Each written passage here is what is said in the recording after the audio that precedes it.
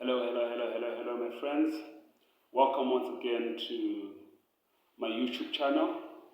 The name is Paul Sibanda, and you know I'm all about Adventist church history.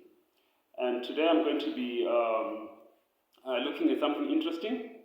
People always send questions to me. People want to understand certain things, and I think it's my duty to shed light on anything that has got to do with Adventist history, especially if it's about African. So the questions that have been coming through and things that I've been also checking on social media, there's this issue of Ellen G. White, and people are saying, was Ellen G. White a racist? I mean, I've heard people, especially from Africa, that claim that Ellen G. White, one of the founders of the Seventh-day Adventist Church, was a racist. So I'm just going to take a few moments of your time just to try and delve into this, just to look at some of the things, the dynamics and stuff, and what she had to say. It's always good to hear it from the horse's mouth than just moving up and about, suggesting or twisting certain statements and trying to make them mean something when they actually mean the opposite. So I'm going to do that. I'm going to go into a little discussion on Ellen G. White, the Seventh-day Adventist Church, racism, and Africa. I'll begin by saying Ellen G. White loved Africa. She loved people. She loved humanity. She was a woman of God, sent of God, as a messenger to the Seventh-day Adventist Church, known as the Remnant Church. So she did not have any racist tendencies in her, because if she did, then that would not have validated her calling. Because her calling was to unite people in Christ, to give people the word, to lead people to the cross for salvation's sake. So Ellen G. White, although she didn't write much about Africa, but she really loved Africa. She has been instrumental in the development of Black Adventism in the United States. The likes of the Alabama, and the likes of Oakwood University, the likes of Solusi in Bulawayo. She's been there. She's been there, although behind the scenes, but she was there. She has been instrumental in the development of Black Adventism and African Adventism at large. So I'll begin by saying, remember when the Seventh-day Adventist Church came into play or into existence formally in 1863, we need to know what was happening during 1863 or just before 1863. We've heard about slavery. Slavery was, a diabolic thing that was happening in America. And the church comes in 1863. Now, on January 1, 1863, the famous Abraham Lincoln, President of America, had set slaves free. Slaves had been set free by Abraham Lincoln on the 1st of January in 1863. That's the same year that the Seventh-day Adventist Church is formally organized. So, about 2 years later, on December 18, 1865, slavery was then officially abolished through what they called the 13th Amendment Bill. Now, that's 2 years after the Seventh-day Adventist Church has been organized, and that is 2 years after slaves had been, set free.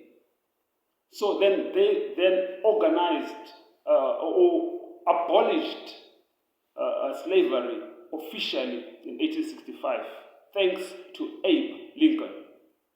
So now, after that, the church, the Seventh-day Adventist Church, was doing very little for the recently freed blacks in the south of the United States.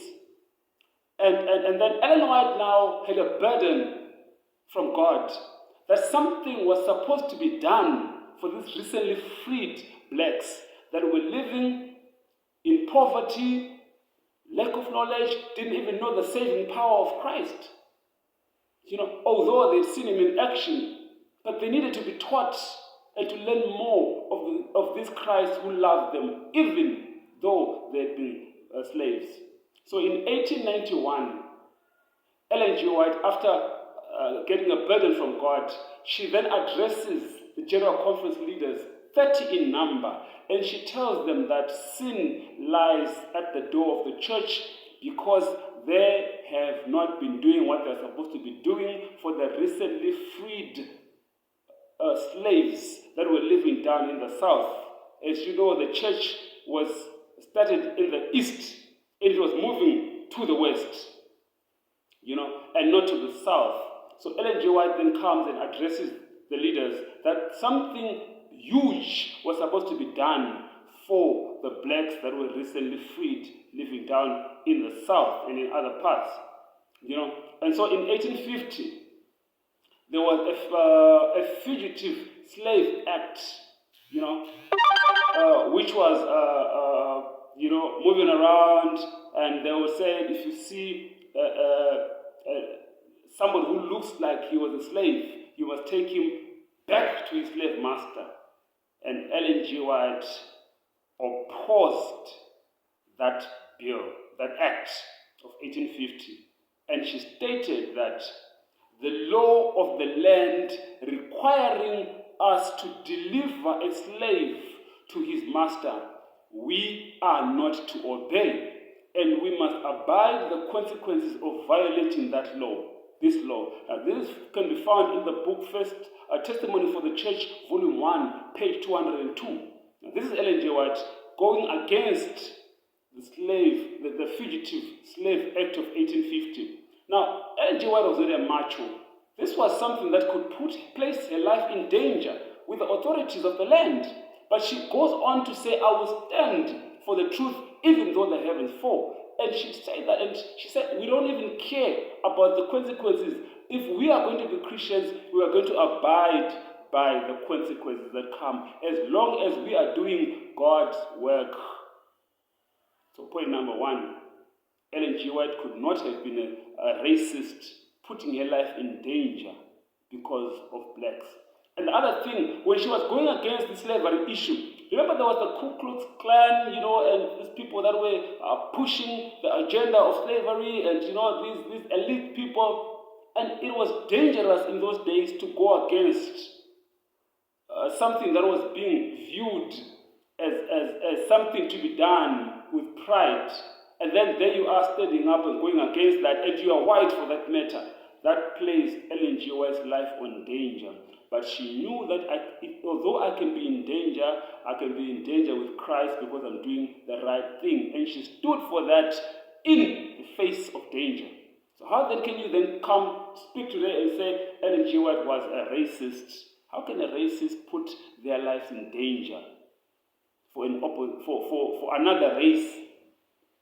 That doesn't make any sense. So, Review and Herald, June 22, 1905, Ellen G. White wrote and said, the colored people need our help and education and training, and we are going to work to the point until a great work is accomplished. And she continues and she said, as long as God gives me breath, I shall bear my testimony regarding this matter. And then also, in the same paper, Review and Herald of June 26, 1896, Ellen G. White said the whole system of slavery was originated by Satan. And then lastly, General Conference Bulletin of May 1, 1908, she said, I thank God that I did not neglect the colored people.